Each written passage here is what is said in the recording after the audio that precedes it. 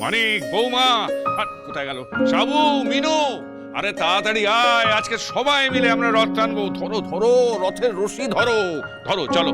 আর সবাই মিলে বলো, জয় জগন্নাথ, জয় জগন্নাথ, জয় জগন্নাথ, জয় জগন্নাথ।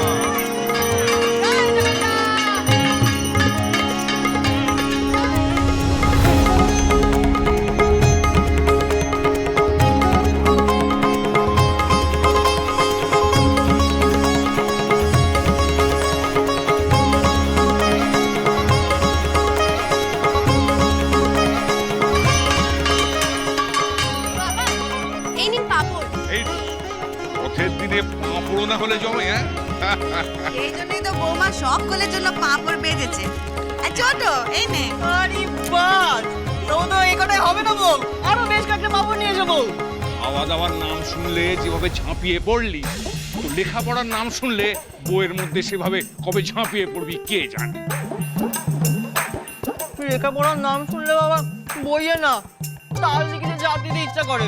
হ্যাঁ, এরকম শুভ দিনে ওরকম ভয় দেখাবেন না। ওবেরে হত জয় জগন্নাথ। এই নিন বাবা, একটা পাঁপড় খান। দুটো পাঁপড়।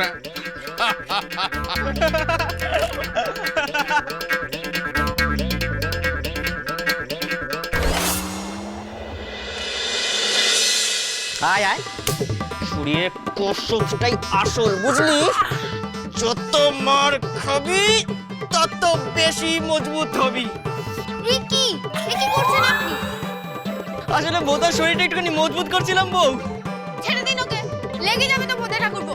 আরে আমরা তো কুস্তি কুস্তি খেলছিলাম, ওকে সত্যি সত্যি মেরেছি নাকি? তুমিও না বউ? সন্ধ্যাবেলা কুস্তি লড়াইয়ের কি দরকার? একটু ঘরে গিয়ে তো পড়তেও বসতে পারে।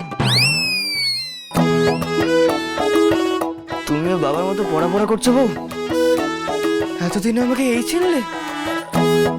পড়াশোনা আর আমি তো দুই মেরুতে থাকি। আর পড়ে কি হবে বলো তো?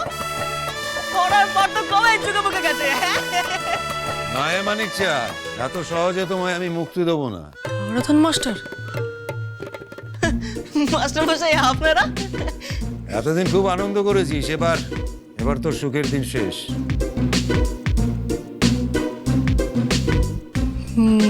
মানে? বাচ্চা, ও বাচ্চা,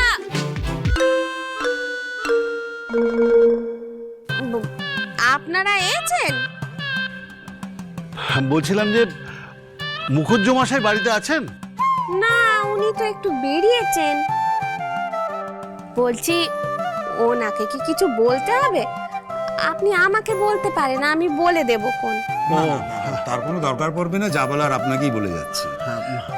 বৌঠান, আমরা জগৎপুর বিদ্যালয়ের থেকে একটা সিদ্ধান্ত নিয়েছি।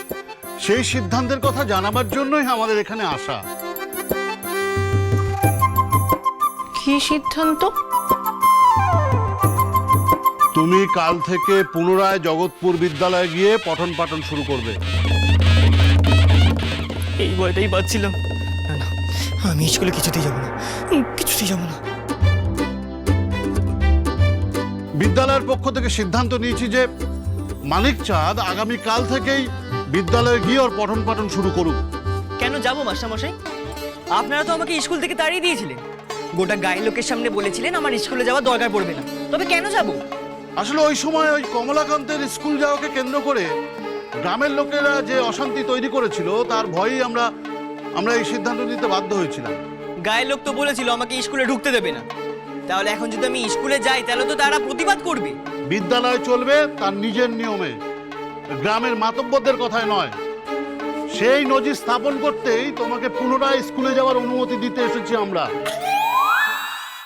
একটু আগে তুই আমায় বলছিলি না মার খেলে নাকি শরীর মজবুত হয়। এবার তুই নিজের শরীর মজবুত করার জন্য তৈরি হয়ে যা মানিক দাদা। এই যা এখান থেকে, যা।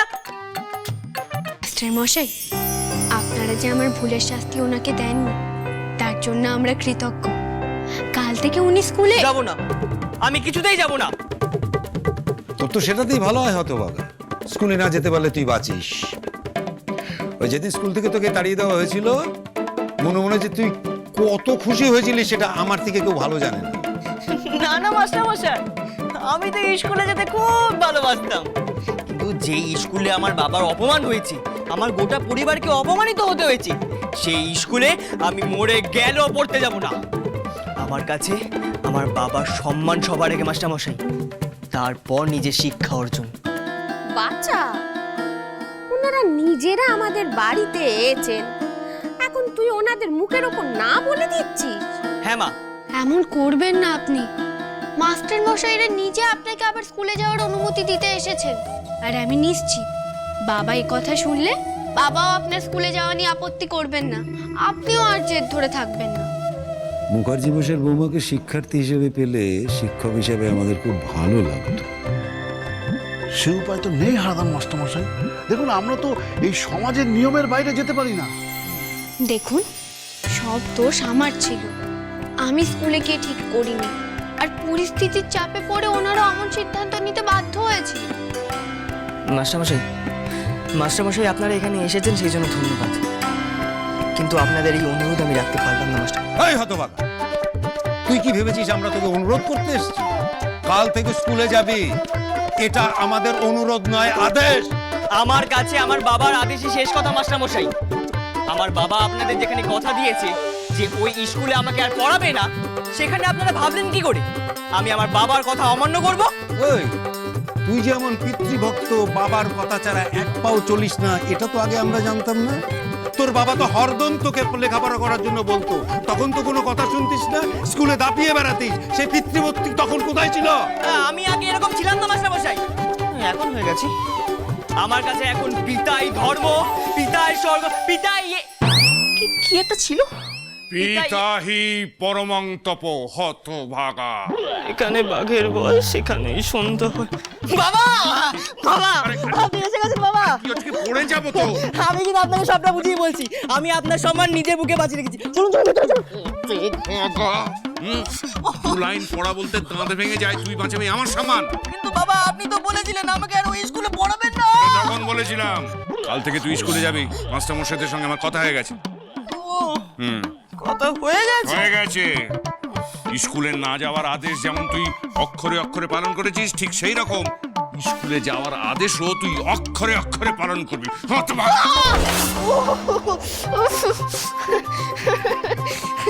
মাস্টারমশাই, আপনার আর কোনো কাজ পেলেন না? রথের দিনকে আমাকে চাকার নিচে পিষে মারলেন। যার ভয়ে পালাও তুমি, সেই হারাধন মাস্টার আমি।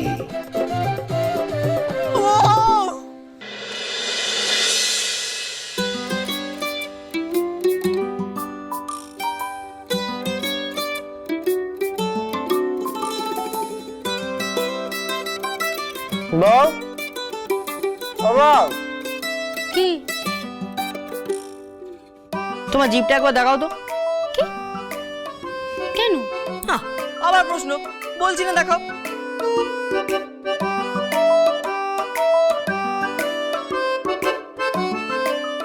কি দেখছেন? দেখছি তোমার জিভে তিল আছে কিনা। কেন? কি হবে দেখে? শোনোনি, যাদের জিভে তিল থাকে তারা যা বলে তাই সত্যি হয়। এই যেমন তুমি কালকে বললে আমার পড়ার কথা, অমনি হায়াতের মাস্টারমশাই সোজা আমাদের বাড়িতে এসে হামলা করলো। তোমরা আমাকে এইভাবে শাস্তি দিয়ে যে কি মজা পাচ্ছ কে জানে। এটা শাস্তি নয়, উপহার। লেখাপড়া করা তো আপনার জন্যই ভালো। লেখাপড়া করলে আপনি কত কিছু শিখতে পারবেন, কত নতুন জিনিস জানতে পারবেন। জানতে পারবো, শিখতে পারবো না চাই। তুমি আমাকে না বুঝলে আমি কি করে বুঝবো বউ? আমাকে আবার ঠ্যাঙানি খেয়ে সারা হতে হবে।